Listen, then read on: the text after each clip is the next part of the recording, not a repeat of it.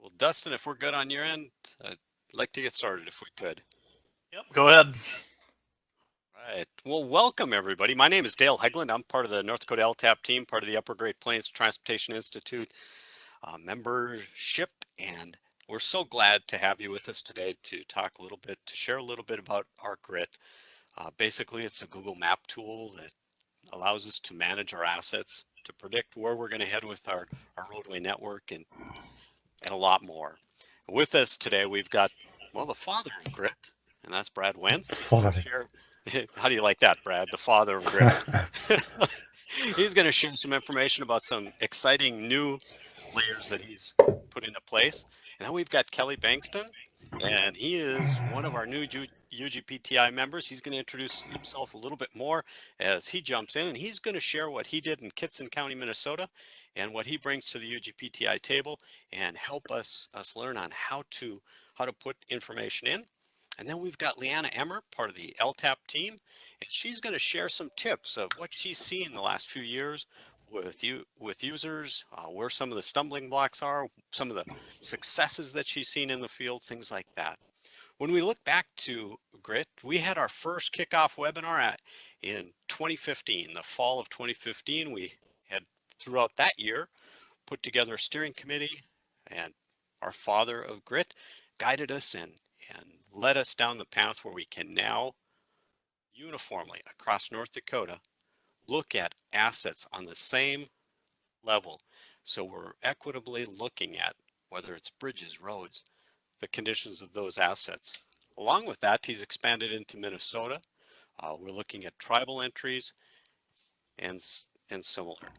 So GRIT, asset inventory. Brad, if you'd help explain a little bit more about its background, where we're at, and the new layers that you've got, I'd like to turn it over to you. One more thing, Dustin in the background, thank you for managing our webinar, making us look good.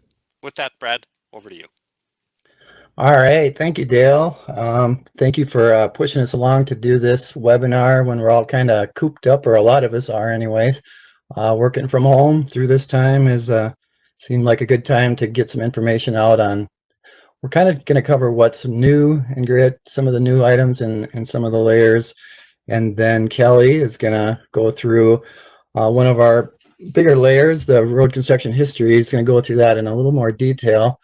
So we will get some training out of this, and you'll kind of get to learn what's new. Pretty much everybody on the call, or everybody that was invited, has access to GRIT. They have logins and passwords, and some have used it quite a bit. Some have maybe just gotten started, but hopefully everybody will take something away from this. We're getting used to with this new way of working with video conferencing and seeing each other. I thought I'd post a picture, at least since in the webinars we don't have that video. I post a picture of me in my office. So that might be why I was a little muffled, Dale. So, well, I think I don't think we can really transfer this over a webinar, so I'm actually just kidding. I'm not wearing that right now. However, I do wear this when I go to the stores. Hopefully all of you are taking similar precautions. Maybe I'm a little overboard, maybe not, but whatever. I'm sure all of you have a painting respirator at home you can use, so feel free to throw that on. So I'm going to start out just kind of from the beginning, where GRIT is at, and how do you get in there. But I'm not going to be going into a lot of detail. I'm just going to kind of cover the basics of some of the new items that we've added recently. So this is the homepage for UGPTI, ugpti.org, and in here we can get to our links to GRIT. There's our resources button in the middle, and down to asset inventory toolkit. And here's pretty much the GRIT homepage.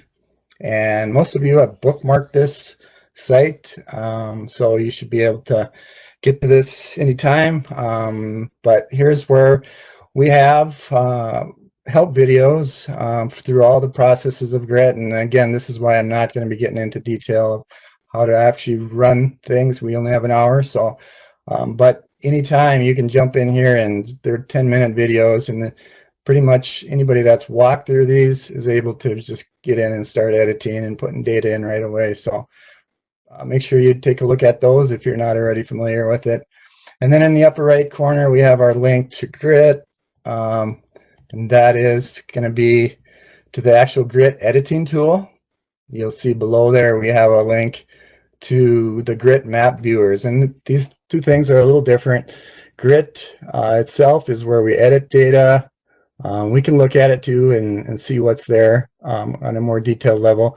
But we have a bunch of Grit viewers set up, which are basically web maps that display the data that you enter into Grit through web services.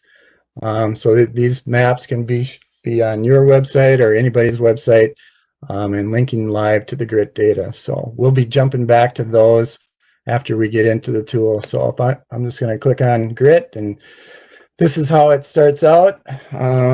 We have a view only mode, and I don't, sometimes people get confused with that and the Grit viewers. Those are different things. The view only mode is really just the editor. It's where you can pick your state and your county and click view only. So you're seeing Grit as a full functioning program, but you cannot edit anything in it. So it's good if you don't remember your password, you want to just get in and look at some data, you want to have a commissioner or somebody come in and look at it, they can just go into this view only mode. Or maybe you want to look at a neighboring county and see what they're planning to do and what they're doing on some adjacent roads. You can go into this view only mode on their counties and take a look at it. But where we're going is to the editor mode. This is where we put in our username and password. And I'm going to be using Becker County since that's where I'm familiar with the roads pretty much and where I still live and where I'm at right now. Kelly, he'll be using Kitson County where he was a county engineer. So I've already logged in. I don't want to type in the username and password just in case this is recorded. So I have a Grit started over here and logged in as Becker County. So you can see the county. Again, this is on top of Google Maps. So we have Google Map tools like satellite view and zooming and street view, those different things. And I'll try to tell you where my mouse is now and then, but so it's on top of Google Maps. And the main thing coming into Grit is to take a look at your layers. This is still as it's been since pretty much the beginning, where we have 4 layers: construction history, the load restrictions, ownership and load restrictions, and we have minor structures for entering in anything from culverts to box culverts, or even larger structures if you want to keep track of those. We're not going to be going into minor structures today. I'm going to be covering the load limits and the construction planning layer, because that's where we have a couple of new items that I wanted to talk about.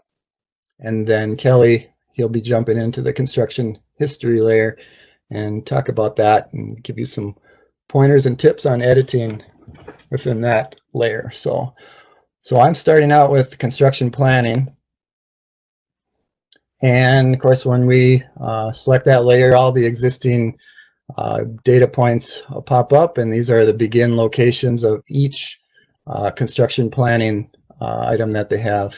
So construction planning is really like your 5-year plan, or even this year's projects, if that's all you've entered in this year or next year, or however far in the future you want to go with it.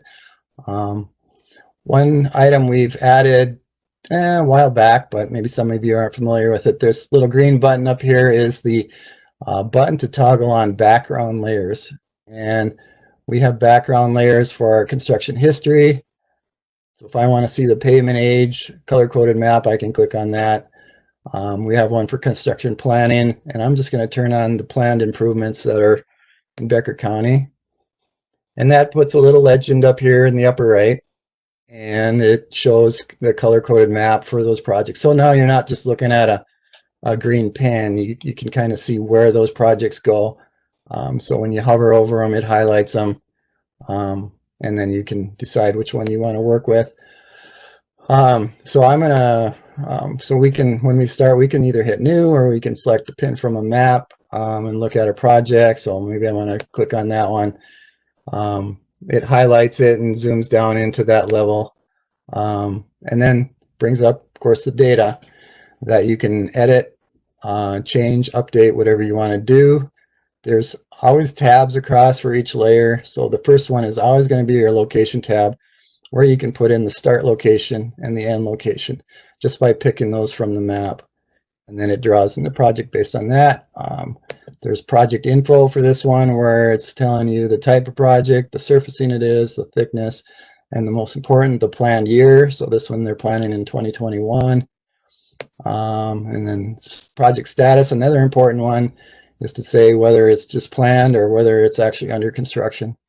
And we have public impacts, where we can put in if the road is closed or whatever the impacts are. And the last one is just some financial information, the percentage of the total cost going to the different funding sources. And I'm going to go through each of these a little bit because I'm going to enter in a new project here.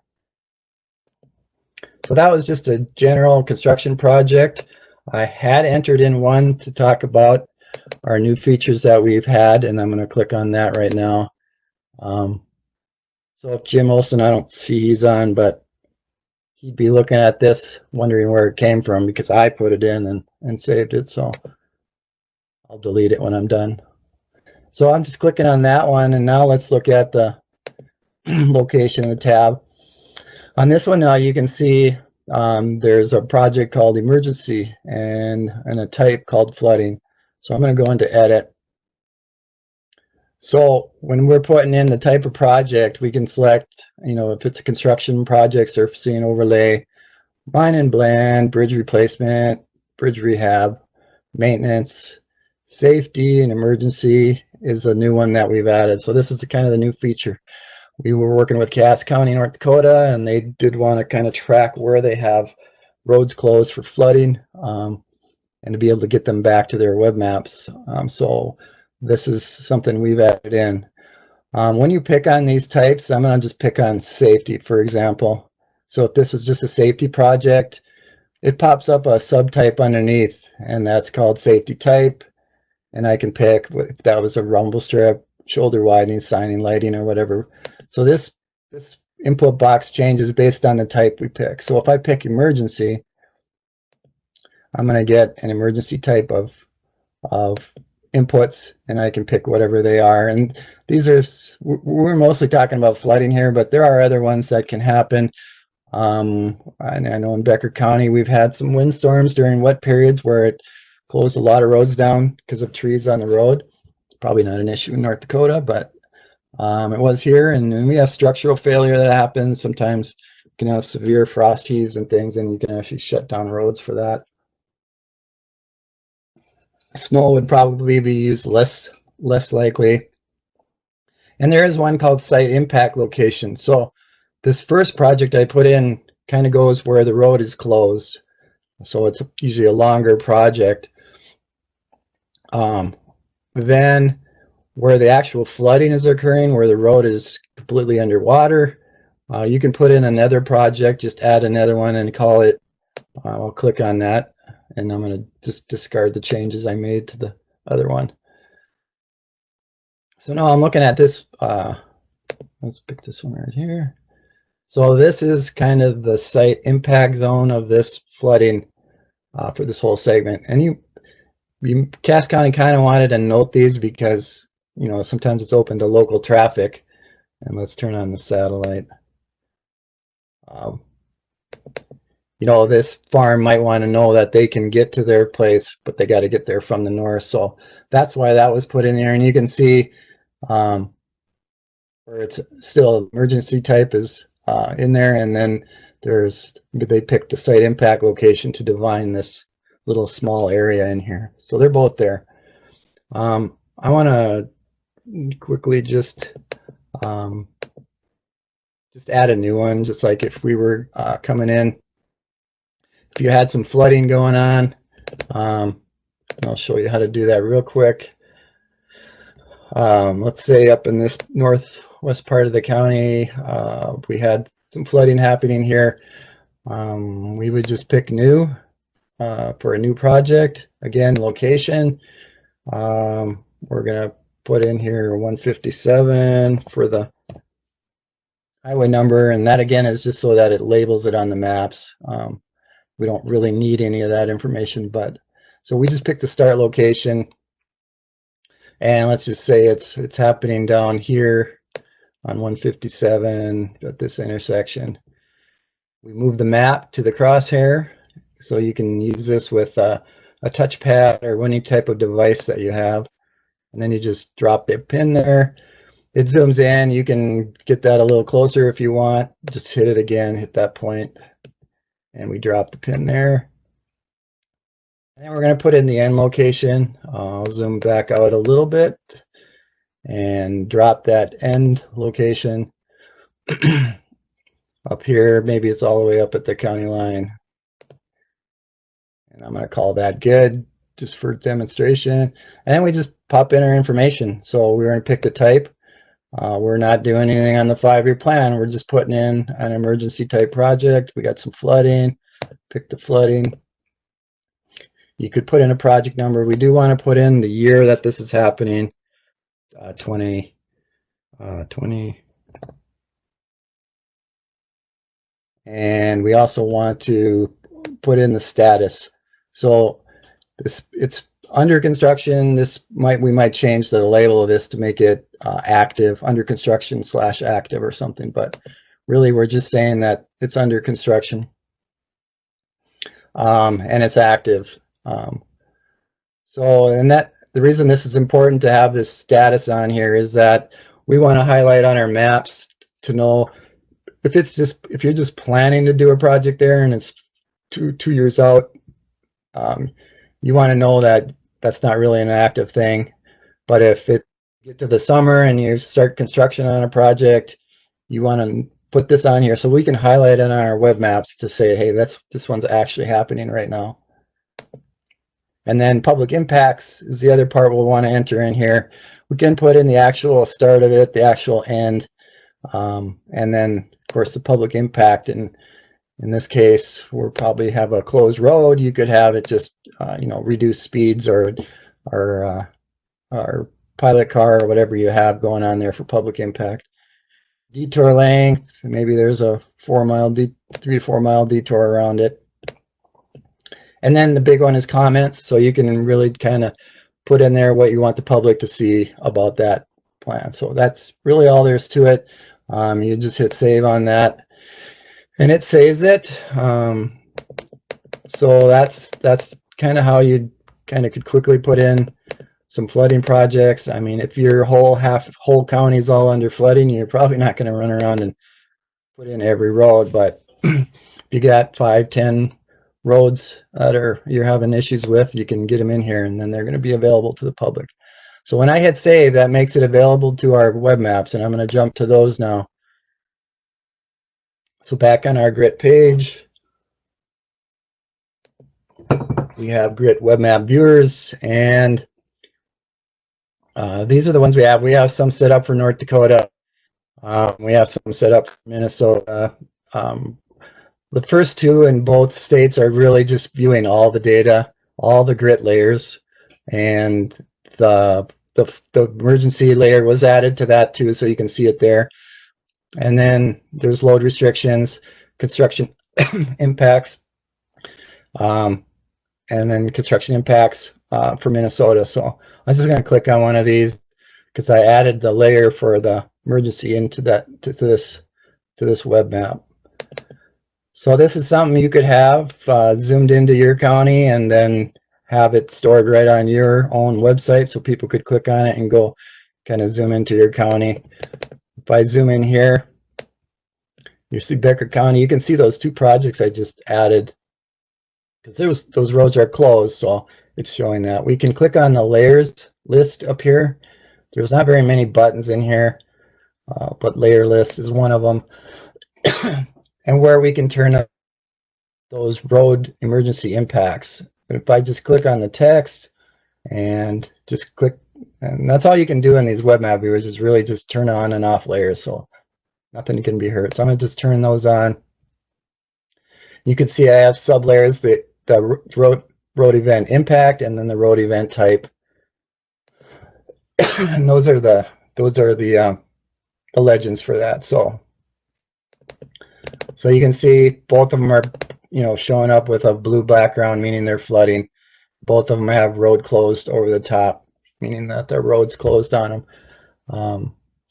So I guess the big point is that immediately when you edit that and grit, hit save, it's now available to the public in real time and they can see it.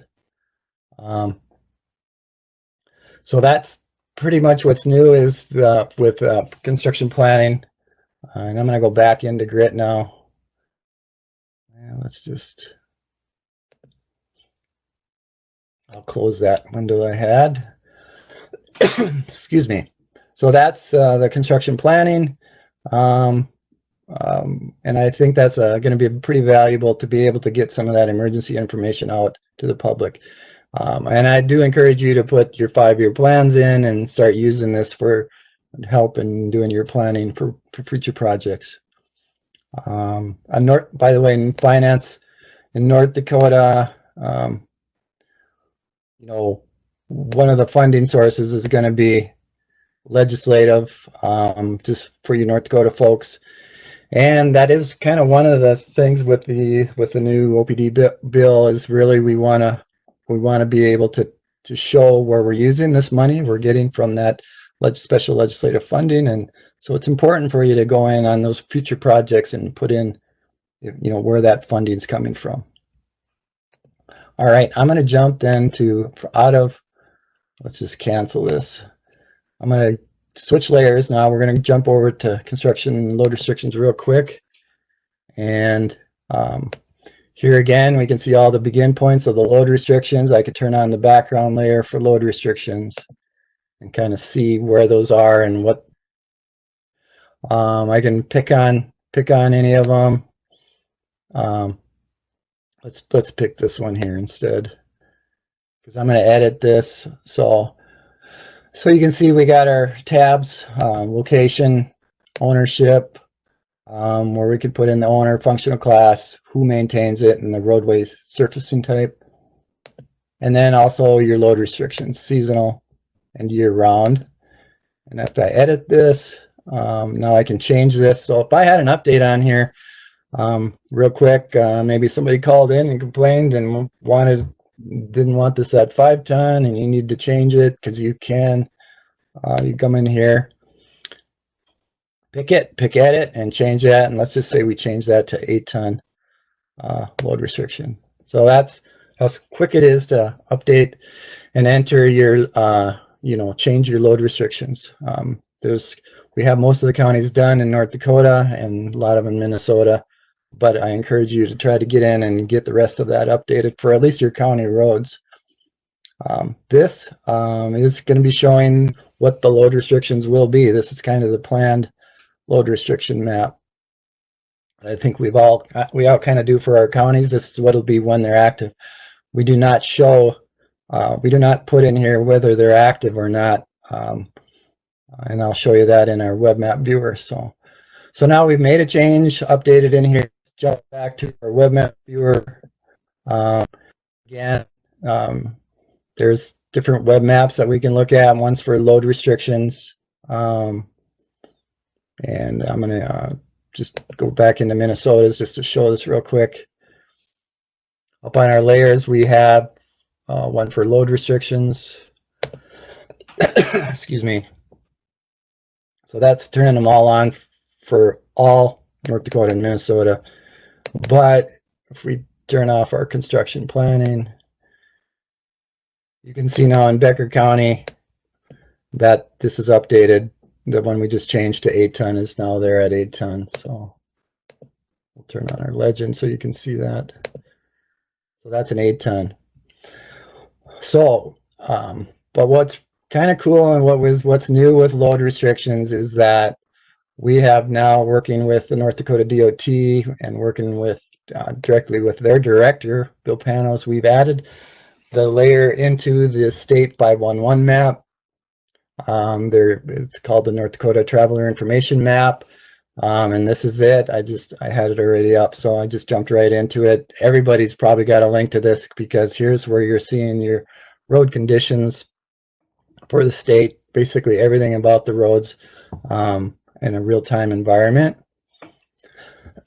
So we can see road closures and incidents, and I'll get back to a couple of these when I talk a little bit about some of our other layers. There's one for work zones. You can turn that on, see where they're planning construction, same as our county planned construction.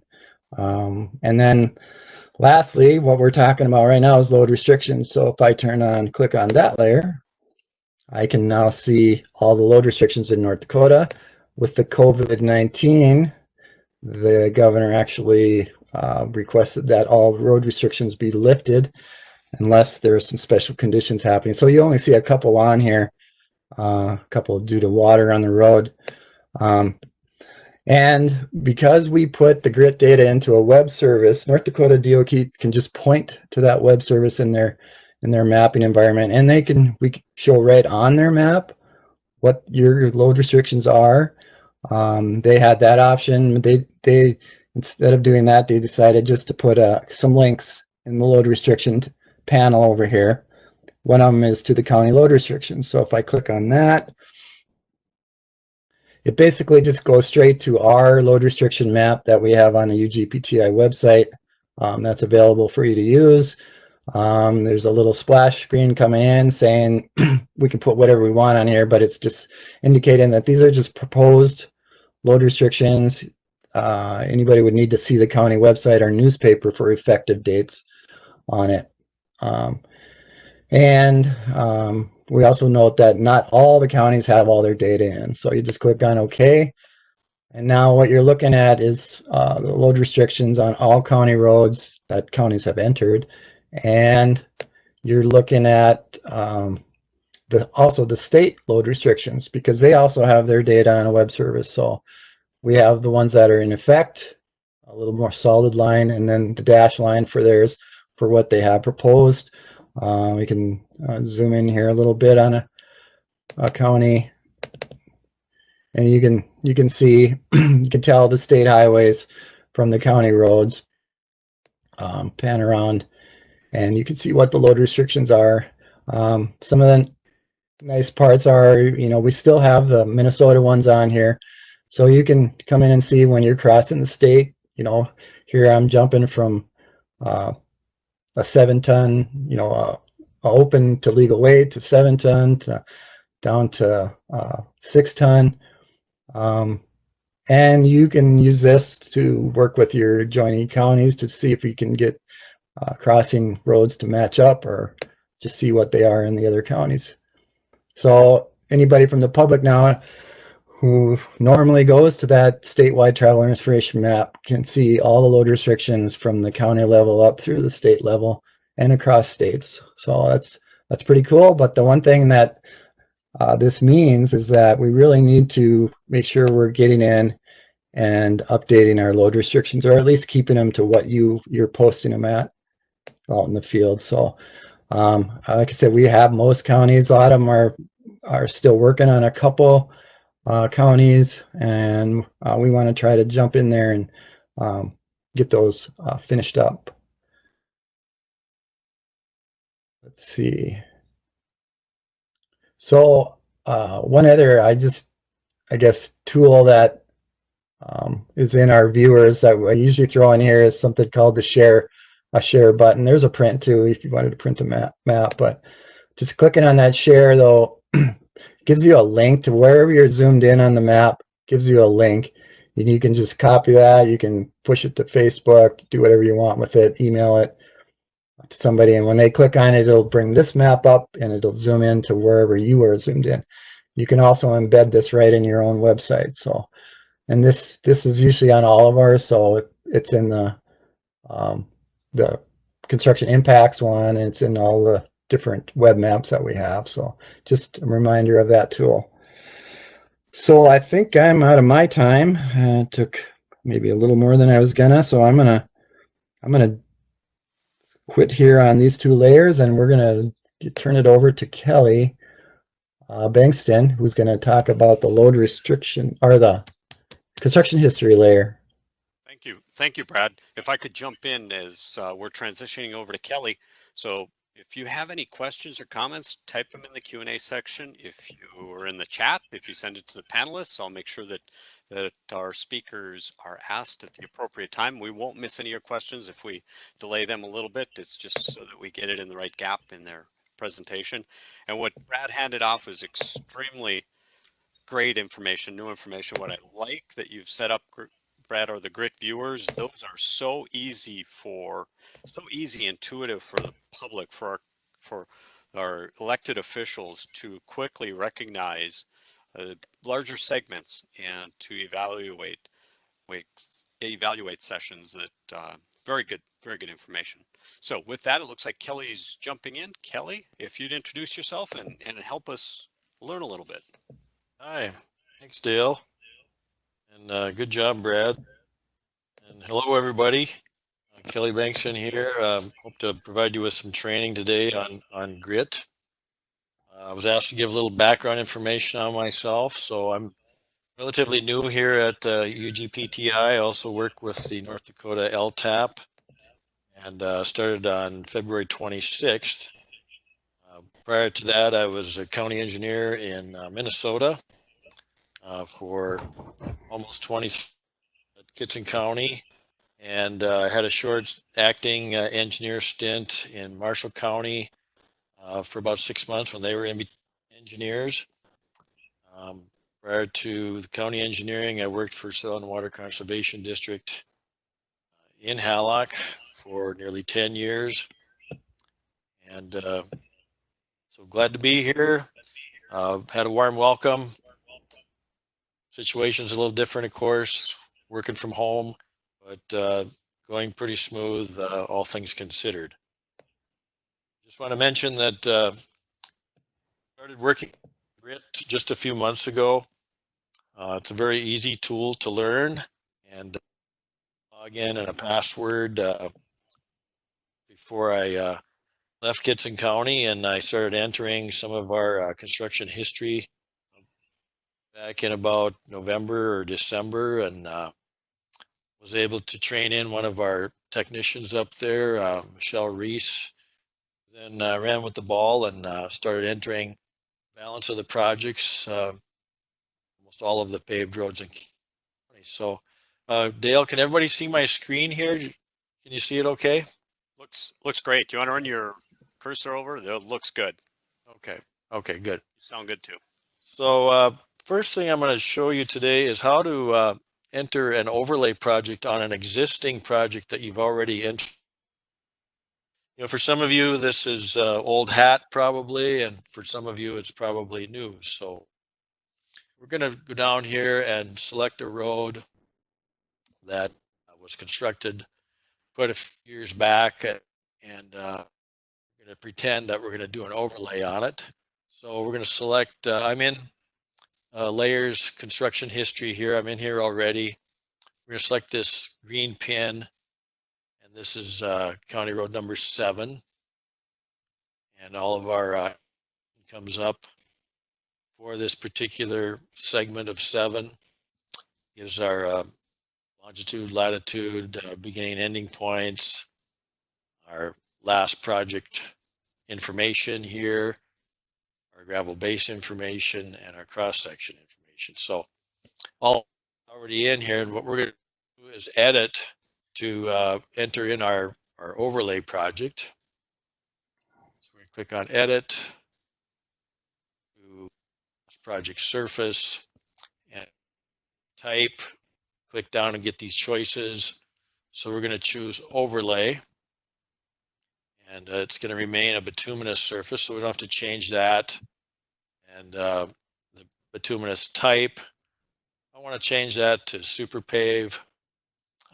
The year is going to change because this is about the last project surface, so we're going to change this to 2019.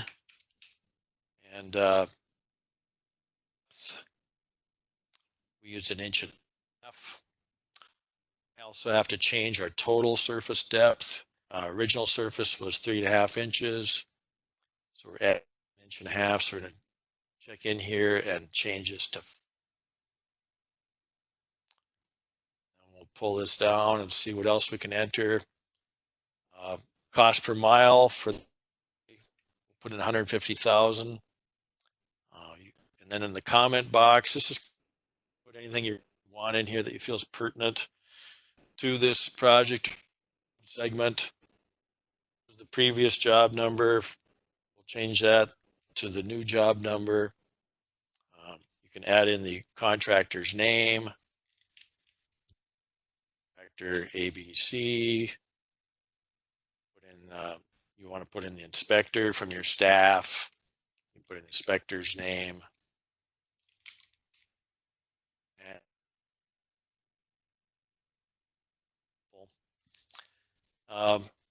Nothing changed.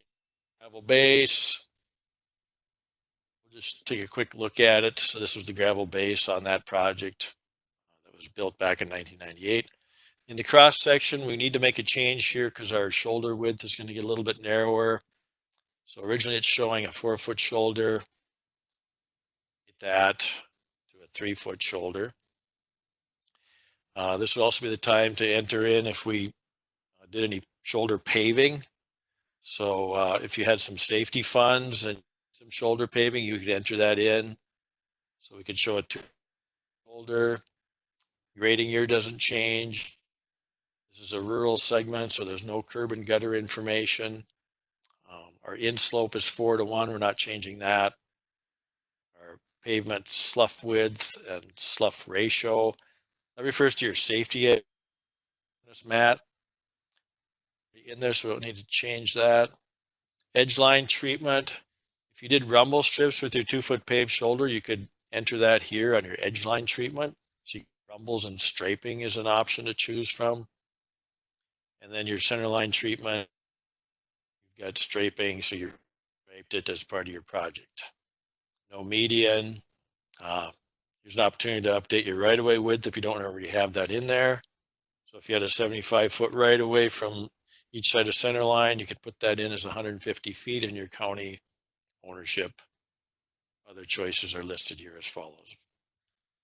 So that's just an example of how to do an overlay on an existing project. And I'm not going to save this because this was just for training purposes. But if you did this in reality, then you'd hit the save button. So I'm going to cancel out of here and go on to my next demonstration. So I want to show you how to do a completely project. And the project that I'm going to enter is a grading base and bituminous project. So there's no in there already. We're going to do a brand new project. So we need to select new over here on the left side. We're still in construction history. And the project we're going to enter is here at the junction of County Road 1 down to the Burlington Northern Railroad track. So you kind of zoom as you can to that intersection. Hit the green arrow. To get our location more finely tuned than that, so we click on the marker again as it zoomed in for us there. We can go right to the exact center of the intersection. Like so.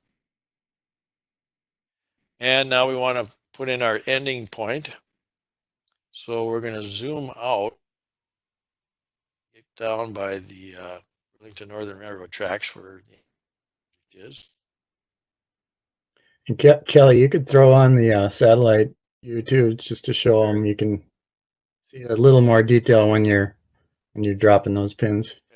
Yeah, this is the map view, and this is the satellite view. Down the lower right-hand side of your screen, you can click on the satellite view, and then this pulls up landmarks, road alignments. Here's canola crush plant down here. Here's the railroad, and out here, I would say. So, the point for this project that we're entering is at the railroad tracks. And a new feature that's kind of a neat feature, you can snap to the beam of this previous project that is on the segment from the tracks to the highway. So for our ending point, just hover over that green marker, click on snap, point pin, shows up in red. We kind of hover over that area. So next we go to last project surface. And we're going to call this our construction project. And the project surface is bituminous. We're going to have bituminous type, so we're going to call it super. What year? This was done in 2019. How thick was our bituminous surface? So it was 5 inches. And our total surface depth, this is a new road, that remains the same number, 5 inches. Scroll down a little bit farther, you can put in our construction costs per mile. So let's say this cost $1,000 a mile for grading base and bituminous. We can put in our project number here, put in your contractor name, anything else you feel is pertinent, inspector name, completion date, things like that. Next, our gravel base information. So our top base layer is our first choice. And on top base, we have these options: pit run gravel, class 5 modified, scoria, shale, asphalt millings, concrete asphalt treatment. So we're going to go with the class 5 modified. That, which is a typical section that we normally use for a 10-ton road in Kittson County of class 5. We put in the year. Was it treated or not? These are your choices for treating. So we use base 1 on it. Option is our bottom layer information. S3 or pit run. We did not, so we're going to say none. We did have some GeoGrid, so if you had GeoGrid or Fabric, that's under the bottom base tab. The end of it here, you'll see the Fabric box. And here's your choices: Fabric, GeoGrid, or other. Go with GeoGrid. Then at the end, we have subgrade. So this is your soils. So we click on that. We get to pull up our here, and particular area has a soil factor of 130, clay soil. So 130. It's important to use these boxes for information that you have while you're in there. You might as well put it all in. It's a very helpful to have it so that you can use it for future design. Your thickness of your bituminous, your thickness of your aggregate base, your subgrade soils information, all helps in computing your GE, your gravel equivalency. 2019, your subgrade was improved because you were rebuilding your embankment, so you got new compact grade. So we'll put that in there. That project, but there are choices here for subgrade treatment if you used any. The final tip section. So this is where you your lane width, your shoulder width. So we have 12-foot lanes, 2 12-foot lanes. Other choices are shown here. This is a rural design, so we have 2 12-foot lanes of our width.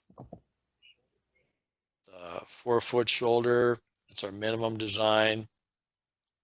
If you had the funding and you had the right of way available, it might typical section than that.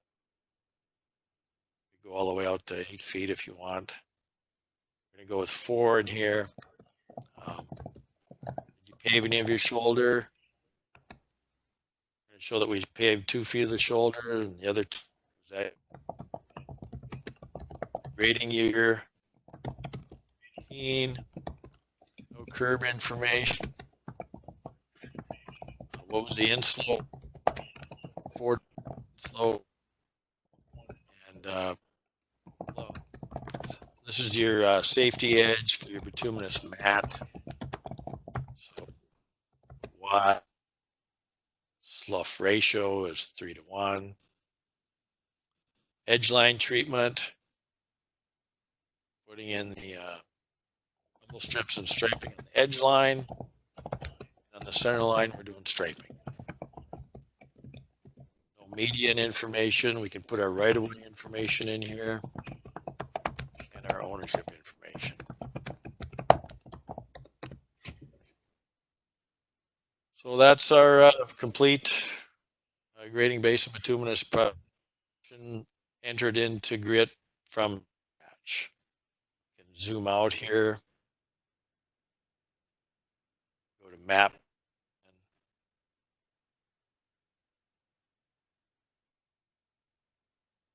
There's your project and put the satellite on it. That's what it looks like. And then I'll save this one because I'll go back in here when we're done and I can delete this out.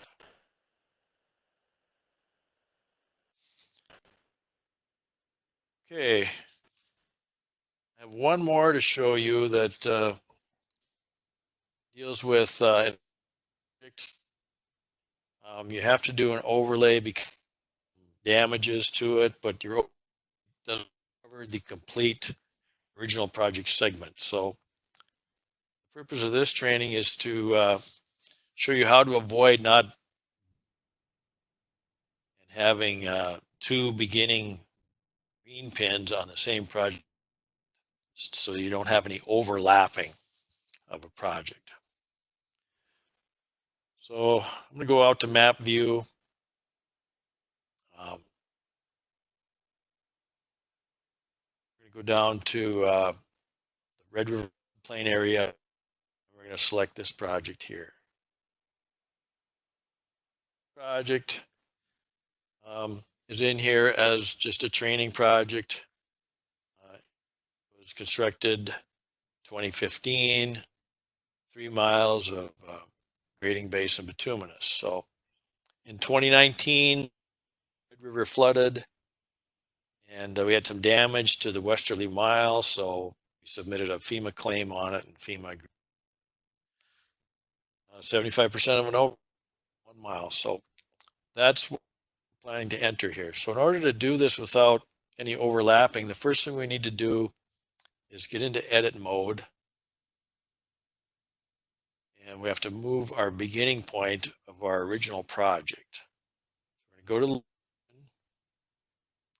and we are going to click on green marker.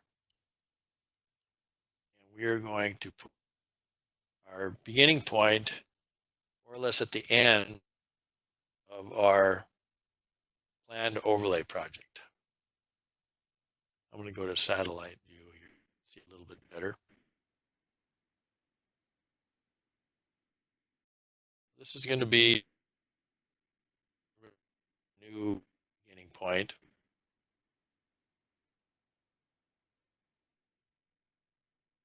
And you can adjust that a little bit closer to the center of the intersection, like.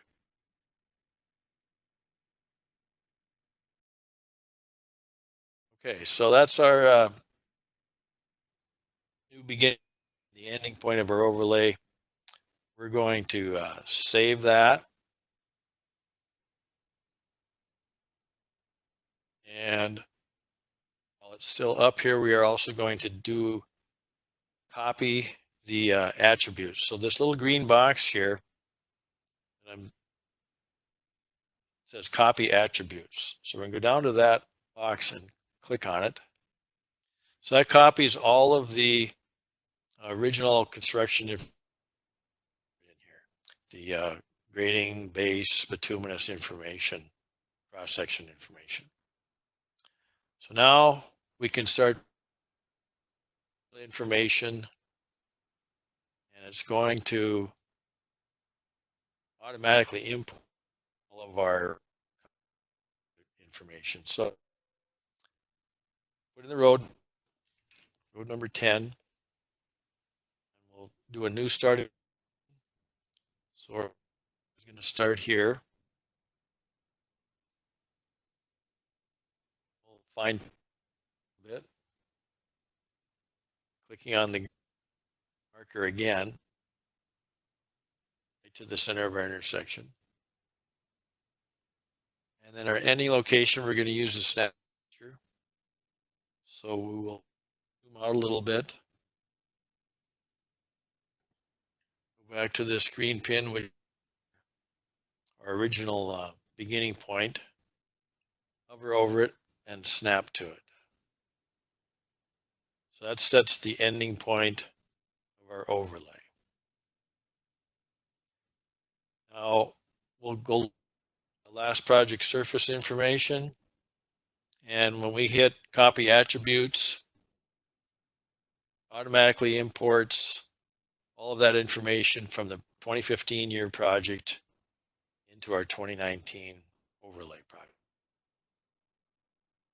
So we have to change from and then for this 1 mile that we're entering to overlay. Select overlay here.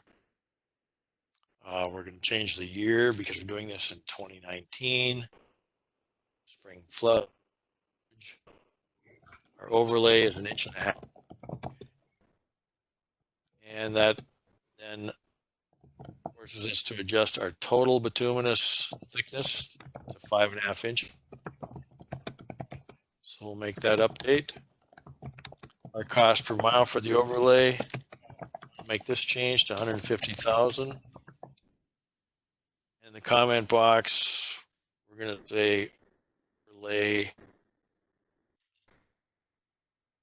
funded by FEMA at 75% due to 2019 flood. And you can put in a job number there.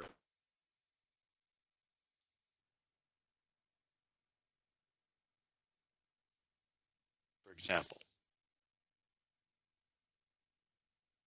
Nothing's going to change on our aggregate base layers. It all remains the same. We are going to see a change on the cross section, like I showed you on the first demonstration. We're going to shoulder. Lane width is 12, 2 lanes, but our shoulder is no longer 4 feet. Narrow to 3 feet. Everything else here can actually remain the same. So you can save that. Well,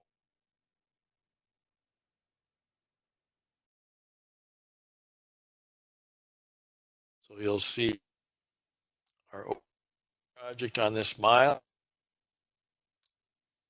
our construction project, all of that information remains on these early 2 miles.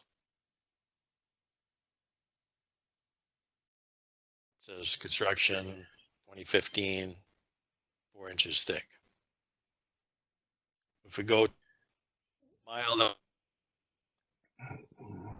here we have the luminous thickness now is half thick. So, Kelly, if I can jump in, this is a very important part he's highlighting here, is just that in the construction history layer, we don't want any overlapping projects. This is really just showing the last construction project, whether it was an overlay or surfacing or whatever it was. It's the last one on that segment of road. So for North Dakota counties, if you just need to edit something, you just pick them and you just edit the attributes. You don't have to draw in a new road over the top of an existing one.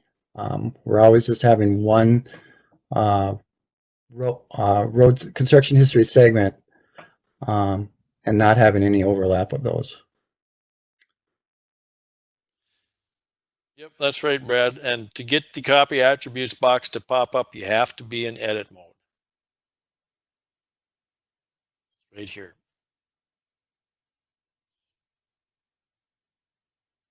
Okay, so a couple other minor things I just want to review quickly on background layers. So background layers from your construction history at the top of the screen, this little green, you can toggle it and up pop layers. So for construction history, you must there and a little box that shows an age for bituminous or concrete, surface type, surface depth, and surface age. So we'll just mark on surface bituminous. And I'm going to go back to map view, zoom out. The entire county, all of the roads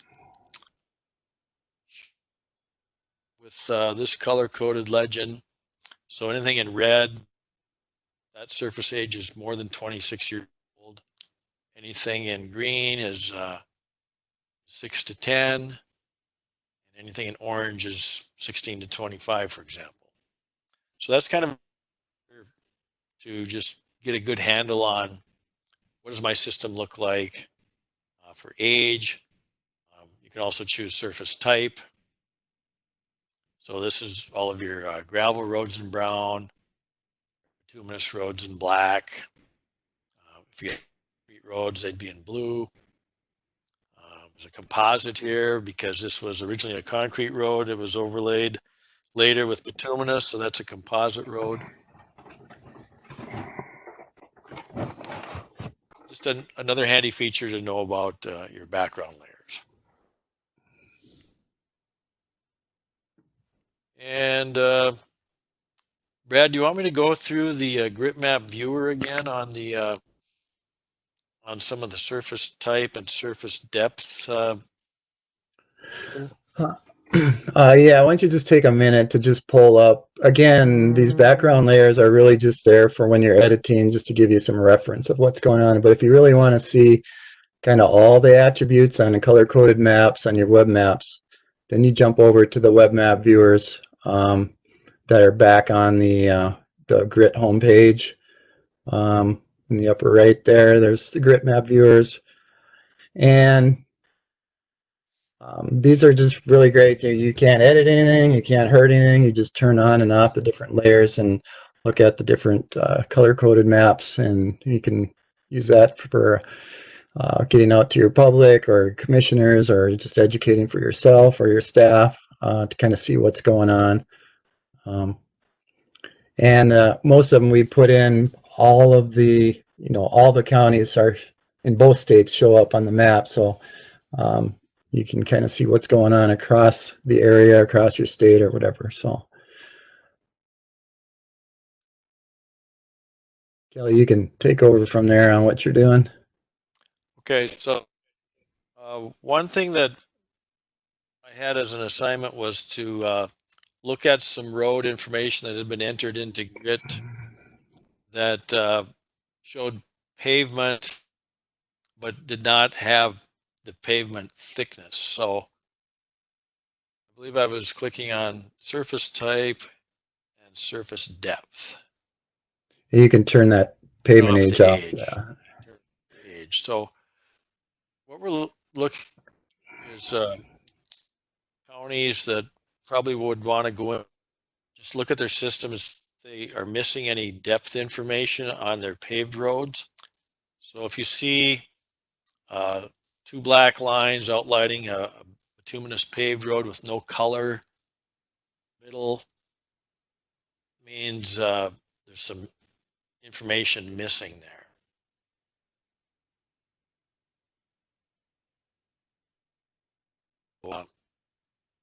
Here's just an example on the legend. This is a paved road. There's no surface thickness or surface depth.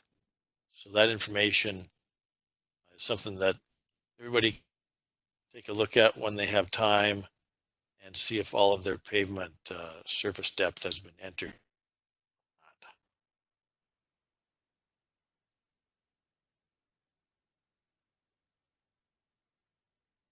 And there was one other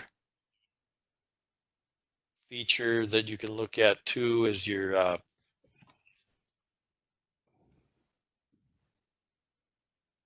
information. I can turn these two up.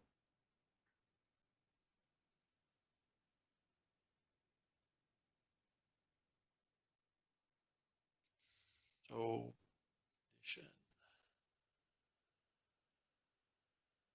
So this, what you're looking at there is pavement condition information that we ran for all of the counties in North Dakota using a device, a smartphone that has the ability to measure the roughness of the pavement. But we ran that for all the North Dakota counties for part of their a need study we're doing for them for the state legislature. So we don't have that for Minnesota. In Minnesota, we're working on a project called surface condition forecasting. And so there we do have some counties that were part of that as a pilot, and that'll be coming also to those counties where they can look at the pavement condition and other information as they join that program. And so what I was looking for here was some segments that show, for example, old pavement age. So pavement in red, greater than 26 years. Pavements that had a good number, and the pavement condition or ride quality numbers that would be in the green would be good. So it's a potential question. For example, here we're showing old pavement, but the background layer has got good pavement quality. So that's something that if you're if you wouldn't mind checking that out, and if you had questions and need help, give any one of us a call. I'm glad to help you. Yeah, thanks, Kelly. And again, pretty much all the data items that you put into GRIT, they're available as layers in that layer list on the left. We didn't touch on maintenance. You can put in your maintenance, that work that you're doing on both paved and gravel roads. So you can show some of that information also, and then that's available over here on the left. So really, it's kind of a good tool just to be able to go in and look at your data. It helps to, like Kelly was just showing, stands out where you maybe don't have data entered. You might be the county engineer and you have a tech doing it. You want to know the status of where they're at. You can just pop this open and take a look at it. And then again, going back to explaining things to the public or commissioners or others, refer them to these maps and be able to show things very quickly.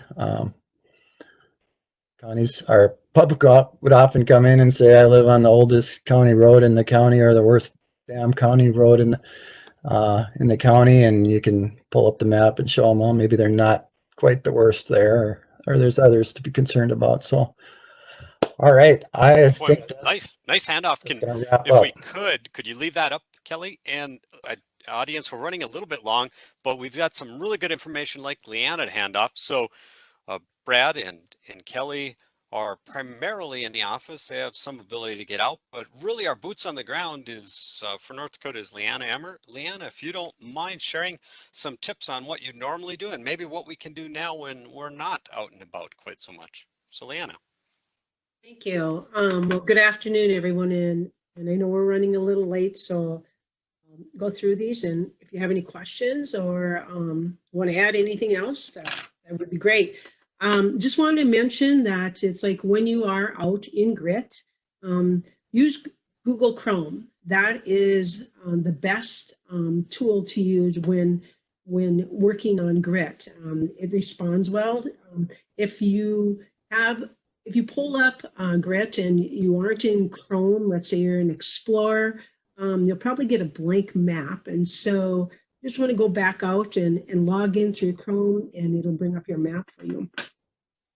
Just on that, Leanna, that's a great point, and it'll work in any browser. If you have a iOS device and you're using their browser, it'll work fine in that.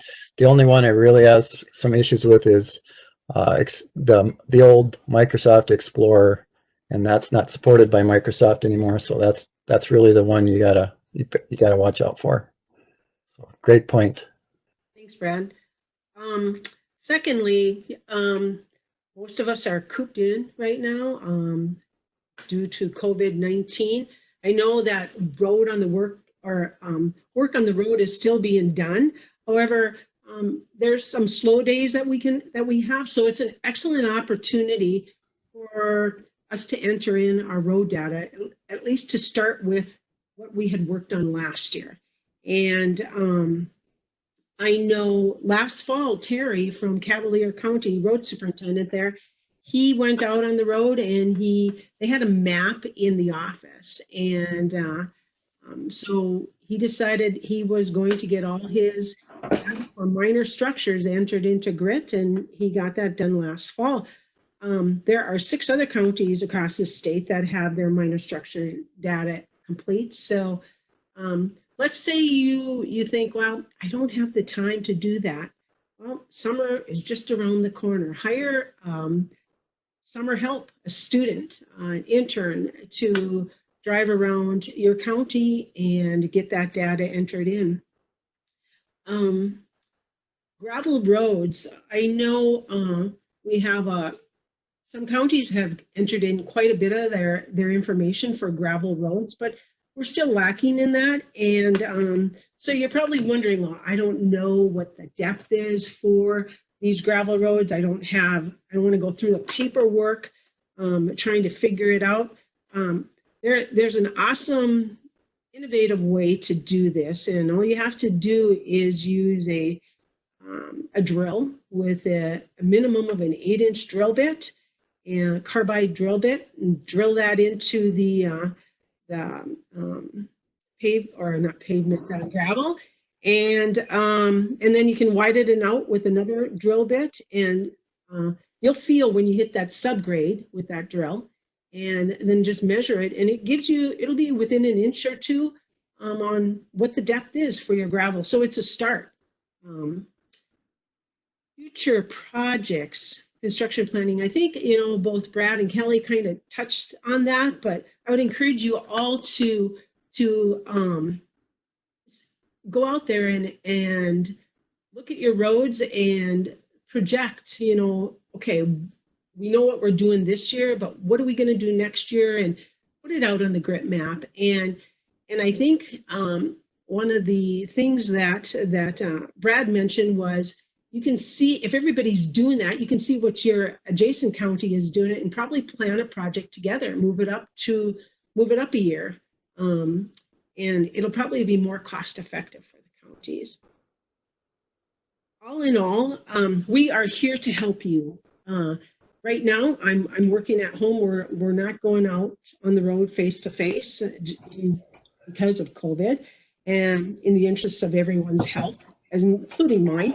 And so if you have any questions or you want to have some concerns, we'll work with you guys across the phone. There's Zoom, there's Skype, there's WhatsApp. I mean, there's so many apps out there where, and if you aren't comfortable with that, we can help you get that set up, or we can just talk across the phone. And I know I've got some counties where I log in to their county and look at their and as well as their password, and just to walk them through that whole process. The biggest thing I think is the benefits. What are the greatest benefits to entering this data into grit? How is it that a county is going to benefit from this? Well, it eliminates having to shuffle through papers, shuffling through huge road project reports. And by putting that information on Grit, it's at your fingertips. Last year, or I should say, yesterday, I was visiting with Terry at Cavalier County. And Terry, I know I keep bringing you up here, but I'm going to use him as a model. A few years back, he recognized, this is an awesome tool, and I know it's going to be a lot of work, but I'm going to be retiring in a few years, and so that next person stepping in, it's going to help them. He's been there a number of years where it's all upstairs, it's in his brain, and so putting it down on the Grit system, it benefits the county as a whole, the state as a whole. And I guess that would be one of the greatest benefits to putting it out there, that next person stepping in. The other thing is sharing it with your county commissioners. You're in a county commission meeting, bring up this screen and zoom into your county and show them visually what you got projected for the county. And people are visual, so I think that's an awesome tool for the county commissioners, and show them how to access it even after hours, getting out into viewers so that they can peruse it themselves. And then the motoring public, I see such a great benefit to that. It's like by putting future projects on there, or showing that there's a road closure or flooding that's occurring, or work that's being done on a road through the Grit system, you can possibly redirect traffic, which then means fewer vehicles on that particular road, and it's safer for your road workers. So, and does it help direct funding toward your county? Well, it doesn't hurt. So, does anyone have any other tips that they would like to add? So Leanna, I sometimes get the question, man, where do I get my sign up for the county? How does the county know? How does the county sign up for Grit? No, I just jumped in as a new team member at X County. How do I get into this Grit? Who's got the password? Where do I get that? Actually, yeah, the password for Grit is actually held through Brad Wentz. I mean, it's like you go out there. He's got the login information, the password information, and with the new road superintendents coming on board, he can change that out on whatever it is that the new road superintendent would want for their login and password. So Leanna, are there 12 passwords, or Nope. There's actually one password per county, and so if you are having someone else enter in this data for you, you'll share that login and password with them. And so yeah, one county, one password, login and password. Good questions though, Dale. Good points. Thank you. Thanks for answering. Brad, what does the future hold? Can you give us a little wrap up? All right. Well, we obviously can't cover everything here, and just tried to hit on kind of the latest things. We do have some future plans. We have a lot of items on the to-do list, or the future list, that we track, and as our programmers get time, our students that are doing the programming, we'll be assigning those to them. One of the things we want to do real soon here is to create a Facebook page for Grit, and hopefully with some help from Dale and his crew, and we can get something up and rolling on that pretty quickly. It's Facebook's been great for LTAP for what they do, and I think it would be a real good place to for us to post the things that are new and updates, and what counties are doing. If there's a county doing a real good project or something, they can post it themselves up to Facebook, and people can then comment on it. So we want to get rolling with that. We have I talked about the tools for load restrictions. We want to add something in there so that you can set the begin and end dates for your load restrictions in your county. So there'd be a little date picker right in Grit under the load restriction layer where you can do that. And you can filter that to just do it for the gravel roads or just do it for the paved roads. So we'll be working on that. Construction planning. We want to get those current impacts back to that North Dakota DOT 511 map. And then hopefully we can work with Minnesota also on their map and see if we can't get some links right into that one also for the Minnesota counties. But, in addition to the load restrictions being seen there, we want to see the road construction. We want to see those flooding impacts on those state 511 maps. Of course, pavement condition forecasting that we did for Minnesota research project there. We want to get that up and running and live. We've done it. We have it in testing, and we've done a lot of work with it. But we want to get that live, and then eventually transfer that, get some of that pavement data in for North Dakota, so that we can have it for both North Dakota and Minnesota. There's just a kind of a long list of other items that been brought up over time. Sign inventory, work orders, some of those other layers. And when we're looking at these things, the main thing we want to do is kind of follow the old KISS principle, keep it simple, stupid. We don't want to add a lot of layers and make this thing too complicated for people to use. If we're going to add a layer, it's going to be because all the counties really want that layer and it would be something valuable to them. We're not going to create things just for single counties and make the whole program overly complicated. We really want to keep it simple like it is right now and make sure counties can use it. If county has somebody that's been doing all the entry and they leave, somebody else comes in, they'll be able to just pick it right up and take off, not have to go to 3 weeks of training to be able to use it. So that's just a little overview of, there's, like I said, there's quite a few things that we have, but again, I think we want to start with that Facebook page for Grit and then get some of that stuff out there for comments. Wow. That's all I can say. Wow. And I know you've got more planned. I think you're going to have to clone yourself, Brad, to get even a fraction of this off the ground. But well said. We want to, the KISS principles, this system is so intuitive for the people putting data in and for the people viewing it. I love it. And so if you need help, the two people you should reach out to, and please do, that's what we're here for, Kelly and Leanna. If you're in North Dakota, Leanna is going to be most likely the boots on the ground once this COVID issue is over, meeting you face to face, but both of them are fully poised to help you today through the myriad of Zoom, phone, email. Brad is certainly there to help, but as you can see, he's got his plate full in many ways. So first, if you can reach out to Kelly and Leanna, we are wanting to help. We want you to look good. In North Dakota, this is a very critical component for the needs study. It's helping our legislative leaders, our county commissioners, understand the value, the costs of our roadway network. The better they understand it, the more uniformly they understand it, the better they're going to fund us, the better roadway network that we can build. The better roadway is a safer roadway.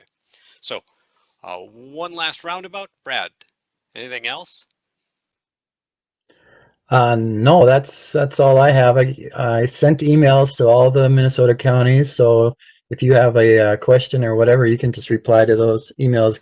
Contact me through that email, or go online. If you send something to Grit Help, the email on there, that'll come to all three of us, so we'll all get that question. And yeah, I think that's all I have for now. Perfect. So Brad, the father of Grit, it's hopefully now Oh, stuck. by the way, Yeah. that new title, I am not sure I approve of the new title there, Dale. Don't so approve. You don't let it stick. We're gonna. No, you need something gonna have better, like the king of Grit, or It might be grandfather, but okay, we'll work on that. no, We'll post that on no. Facebook. There's a whole team that helps to put this together, and the students and the team from LTAP and Kelly and everybody all contribute greatly to this. You're so gracious and so correct. Thank you, Brad. Kelly, closing comments. Just want to say what Leanna And it's a very useful tool to bring to your meetings. They can use it to make good decisions on future projects for roads and bridges. So get your existing segments into Grit as you do your new projects. Enter all that information annually. And now, like Brad has set up, you can enter emergency information, roads that are closed due to some sort of disaster. And that's all going on the 511 page. So very good tool. Thank you. All right, and the 511 page, another synergy with the North Dakota DOT. We also have synergy with WDEA, the Western Dakota Energy Association Load Pass. That is a whole nother webinar in itself too that we'll be getting to. Leanna, closing comments. Just look forward to doing county visits and helping you guys in any way I can. And I guess that's pretty much it. So I guess, yeah, that's it. Thanks. All right, thank you to our presenters. Thank you to the audience. Audience, as you work on the roadway, be proud of what you do. Be proud of your teams. You do exceptional work. Grit is just one avenue that we can demonstrate your efforts. So be proud, be safe. Have a wonderful day, everyone. Dustin in the background, thank you for making us look good. Safe travels, everyone. Take care.